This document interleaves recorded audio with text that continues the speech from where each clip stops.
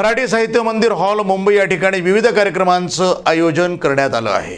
शावा प्रतिष्ठान वाशी नवी मुंबई महाराष्ट्र राज्य यांच्या वतीनं छत्रपती संभाजी महाराज राष्ट्रीय पुरस्कार याचं आयोजन वाशी नवी मुंबई इथं PMPMLचे कंट्रोलर कम चेकर श्रीयुत काळूराम पांडुरंग लांडगे कामगार क्षेत्रामध्ये उत्कृष्ट उल्लेखनीय तसंच सामाजिक धार्मिक क्रीडा शैक्षणिक क्षेत्रामध्ये कामगिरी केल्यामुळे या कार्यक्रमामध्ये 23 जिल्ह्यातील ज्यांनी आपापल्या क्षेत्रामध्ये उल्लेखनीय कार्य केलं आहे त्यांना छत्रपती संभाजी महाराज राष्ट्रीय पुरस्कार 2023 हे देऊन सन्मानित करण्यात आलं।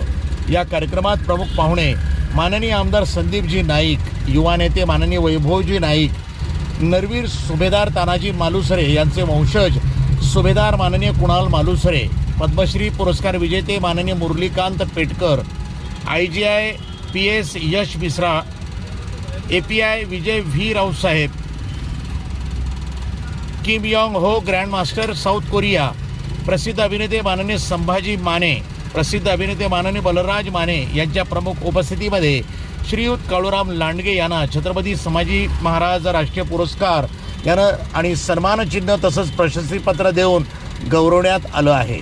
कार्यक्रमाचे मुख्य आयोजन श्रीयुत अमित गडांकुश वस्ताद यांनी केलं। आमदार संदीपजी नाईक यांनी त्यांना पुढील वाटचालीकरिता शुभेच्छा दिल्या।